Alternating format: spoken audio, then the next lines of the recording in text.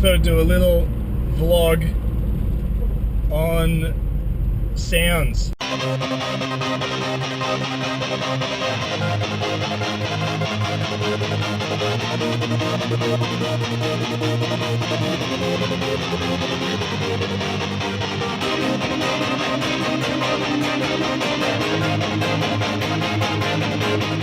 Why?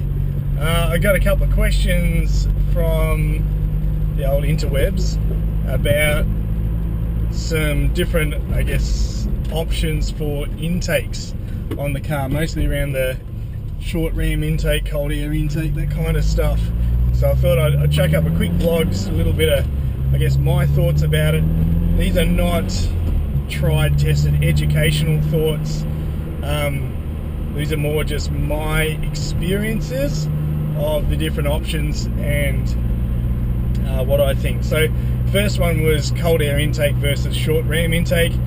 If you know what they are, cold air intake actually extends your intake further and sort of picks up down, usually around sort of in your wheel arch towards the front of the car. And the idea is it collects colder air from outside the car and takes that for your turbo. Colder air means your engine has colder air to work better. Short ram intake replaces the stock intake system, piping, with a short one, but where the stock ones usually have, sometimes they're made of plastic, sometimes if you look at the Ford Territory, the one that's on that has a flexi pipe that has ridges all the way through it so it can flex, and that means that the air, when it's getting sucked in, gets caught in the grooves and it's not a smooth flow of air coming through. So it's a messy flow of air, and you want smooth flow for better power and all that sort of stuff. So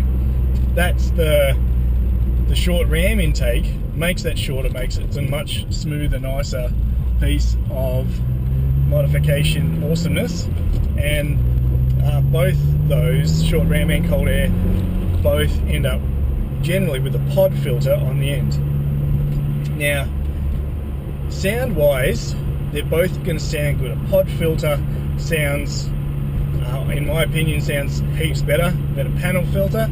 If that's what you're looking for, what you generally hear is the air being sucked through the pod filter a lot better than what you would if it was just the old standard panel filter in most cars. So you will always get a better sound from that because of the nature of the filter, and quite often you take out all your housing stuff around that too.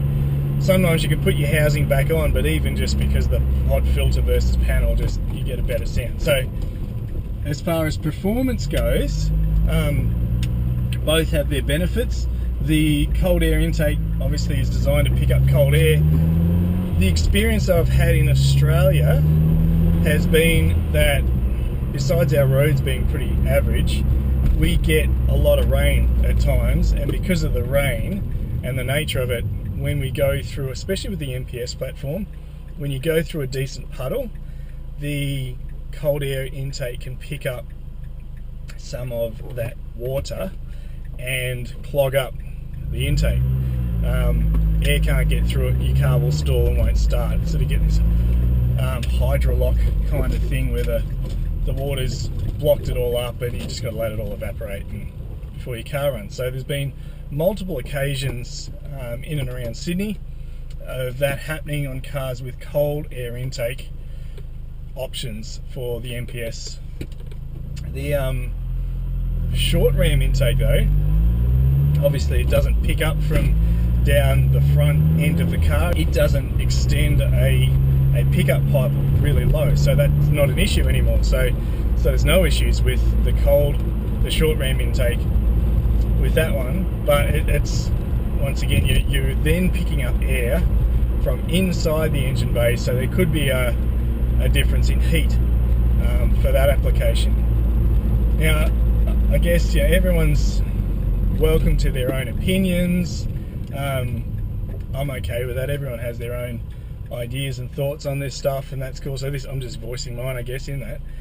The thing that I guess I feel pretty strongly about is sometimes people I think, overestimate the effect on their car. And so some people will say that a short ram intake will pick up all the heat from your engine and it won't work as efficiently and you'll lose a heap of power because you're picking up hot engine heat in the air. And I understand, and they're correct. Like that point of view is totally true. You are going to pick up hot air, especially if you don't have like a custom built box with a cold air feed from outside somewhere. Yes, you will get hot air from your engine also going in, but then generally cold air intake's one of the, the SRI, short ram intake's one of the first mods you're ever going to do. And when you do that, most people still have a top mount intercooler. If you've got a top mount intercooler, well, you do realise all the heat from the engine's going through the intercooler anyway. So really picking up a little bit of extra heat, then throwing that pressurised through a turbo, through an intercooler that's sitting on top of the engine, really are you going to notice that much different in heat for a stock engined application with a stock turbo? So like I guess I'm just trying to say, like, don't stress about that too much. We're not pushing 1,000 horsepower cars. We're just, sometimes we're just pushing a stock engine with a couple of little bolt-on mods. So I'm just saying, it's not don't worry about it. It'll be fine. I ran mine for years and never really noticed any difference in that. The other thing to consider if you're thinking about a cold air intake is, once again, the intercooler. If you're ever going to go a front mount intercooler on an MPS platform anyway, the cold air intake, because of the nature of where the piping goes, quite often the gap where the pipe will go down to collect the air is the same spot that a intercooler, aftermarket intercooler kit, will actually want the pipe to come up for the cold side of the pipe to go into your throttle body. So sometimes I've had a number of jobs I've actually done myself with front mount intercoolers on them, the MPS, the Speed 6, where I had to take off a cold air intake and put on a short SRA, short intake, just because of, you run out of pipes and spots for them. So that's another point. I guess the other, while we're on the topic of lag and performance and heat and all that sort of stuff, while we're talking about intercoolers, the next thing that people will start talking about is the amount of lag from a large intercooler in the front of your car versus a top mount intercooler and a short system. So generally that argument they talk about is, when you've got a top mount, your air goes up over the engine and straight back down to your throttle body. It's a short distance for that air to have to travel, versus a front mount where the air has to go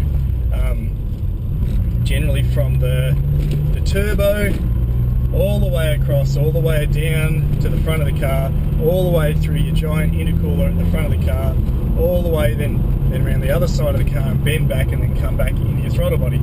So it's got at least twice the distance to travel in order to get the same, that same air in your car. And so because of that distance, and because that whole system gets pressurized with air, they talk about the lag of responsiveness with that.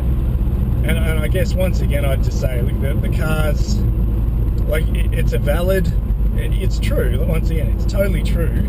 There is more space to fill with air for that pressure to end up going in your throttle body.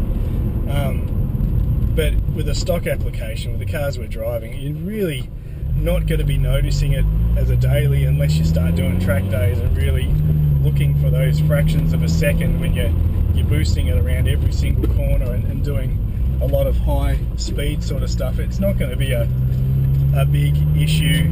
I know some people are even replacing larger front mount cores with smaller cores. Depends on what sort of power you want to push and how much you're tuning up your car. You can actually go a larger top mount intercooler and it still works pretty fine. I was running one of those even with a bigger turbo on this car for quite a while and it ran fine. So I guess the ultimate, punchline of the story is that just do what works for you. Have a look, see what you can afford.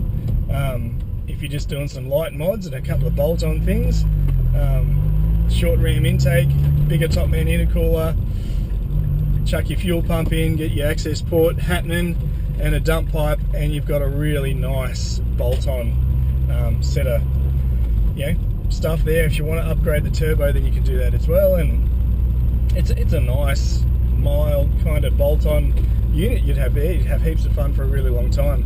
Once again, I'd say go to Nate, New Age Auto Parts, for all those stuff, because he'll look after you. You can probably do it in a bundle too. Great stuff. But yeah, look, thanks guys for watching. That's just a quick one on the way home from work. Thought I'll talk to you about a couple of those things, and yeah, thanks for watching the vlog. We'll see you next time. Cheers.